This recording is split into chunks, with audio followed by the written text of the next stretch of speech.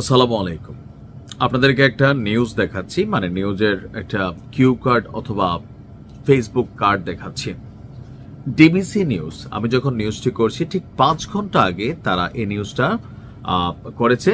ছবিটাতে দেখছেন লেখা আছে কি, বেগম খালেদা জিয়ার।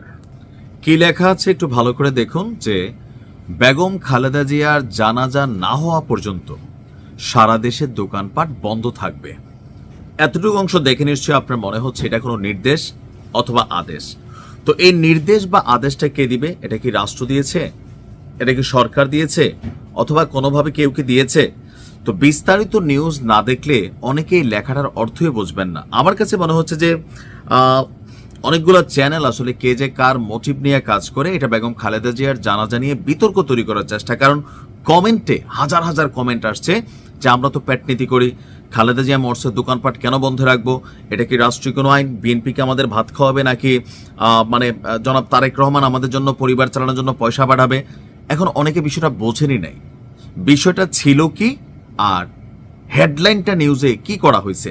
আবার আসুন দেখি, মূল ঘটনাটা হচ্ছে বেগম খালেদা জিয়ার জানাজা সম্পন্ন না হওয়া পর্যন্ত সারা দেশে যে দোকানপাট আছে সেই দোকানপাট বন্ধ রাখার অনুরোধ জানিয়েছে।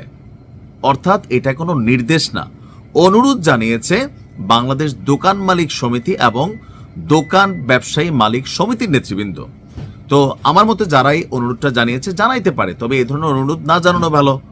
কারণ এটার সাথে ওনার জানাজার সাথে হতে পারে যে বেগম খালেদা জিয়ার জানাজা যেখানে হবে সেই জায়গাগুলোতে যদি একাধিক জানাজাও হয়, সেই এলাকার যে দোকানপাট আছে সাময়িক বন্ধ রাখা অথবা ধরেন খোলাও রাখতে পারে। ফর এক্সাম্পল তারা বন্ধ রাখার অনুরোধ করতে পারে, কিন্তু সারা দেশে দোকানপাট বন্ধ রাখার জন্য তারা যে অনুরোধটা করছে আমার মতেও এটা অহেতুক। অনেক সময় আছে হয় কি, অতিরিক্ত তৈলমর্দন বা তেলবাজি একটু ভালোবাসা দেখাইতে গিয়ে এটা হয়, বাংলাদেশের মানুষের মধ্যে এই তেলবাজির প্রবণতা আছে। তো এখানে যেটা হয়েছে, মূল ঘটনা হচ্ছে গণমাধ্যমে পাঠানো এক সংবাদ বিজ্ঞপ্তির মাধ্যমে সংগঠন দুটির পক্ষ থেকে দেশের সকল দোকান ব্যবসায়ীদের প্রতি এই বিশেষ অনুরোধ জানানো হয়েছে। এটা আমি যদি মূল কথা ধরি, সেটা হচ্ছে ওনার প্রতি শ্রদ্ধা দেখিয়ে দোকানপাটগুলা বন্ধ রাখার। তবে এটা আপনি চাইলে মানতে পারেন, নাও মানতে পারেন। কেউ যদি মনে করে যে ভাই আমি কেন দোকান বন্ধ রাখবো, এখন দলীয় পয়েন্ট অফ ভিউতে অনেকে হয়তো করতে পারে, রাজনৈতিক পয়েন্ট অফ ভিউতে বিপরীত দলের যারা আছে তারা নাও করতে পারে। আর আমার মনে হয় যে এটার সাথে এটার কোনো কানেকশন আছে। বেগম খালেদা জিয়ার জন্য একটু সূরা ফাতিহা, সূরা ইখলাস অথবা ওনার জন্য একটু দোয়া করা, কোরআন খতম দেওয়া, যার যার অর্থনৈতিক অবস্থান থেকে দুজন গরিব মানুষকে খাওয়ানো, মানে এইটা আপনি করতে পারেন। এটা মোর দেন বেটার। অথবা 2 রাকাত নফল নামাজ পড়ে দোয়া করতে পারেন, সেইটা আরো বেটার।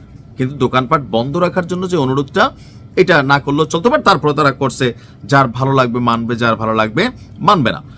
এখন এই জিনিসটাকে ডিবিসি নিউজ, ডিবিসি টেলিভিশন, আমাদের টেলিভিশনগুলো মাঝে মাঝে এতটা, এই যে ধরেন 71 আওয়ামী লীগের সময় বা সময় টেলিভিশন সরকারের চাটা টেলিভিশন হিসেবে কিন্তু চিহ্নিত ছিল, ডিবিসি সহ। আবার ঠিক ক্ষমতার প্রেক্ষাপট পরিবর্তনে এত পরিমাণ তৈলবাজি, তৈলমর্ধন, যে তারেক জিয়া কখন কোন ফ্লাইটে কই পর্যন্ত আসছে সেটাকে ট্র্যাক করে দেখানো, তারেক জিয়ার বিড়াল জেবু কি খায়, তার খাবার কি বিদেশ থেকে আসলো, বাংলাদেশে এসে কোন বিড়ালের সাথে তার ফ্রেন্ডশিপ হইল, এগুলো কি আসলে নিউজ হয়? এমনকি মূলধারার মেইন স্ট্রিম মিডিয়া এই নিউজগুলা করে, তখনই বুঝতে হয় টেলিভিশন ভবনগুলো বা টেলিভিশনের যারা মালিকরা আছেন বা সম্পাদকরা আছেন তারাও কি পরিমাণ চাটে। আর এই নিউজটাকে যেভাবে বিভ্রান্তিকর ভাবে দেওয়া হয়েছে, ডিবিসি নিউজের উচিত এটা নিয়ে দুঃখ প্রকাশ করা, সঠিকভাবে নিউজের হেডলাইনটা ঠিক করা। কারণ অনেকের মধ্যে নিয়ে বিতর্কিত মন্তব্য তৈরি হয়ে গেছে পুরো নিউজ না পড়ে। ভালো থাকুন।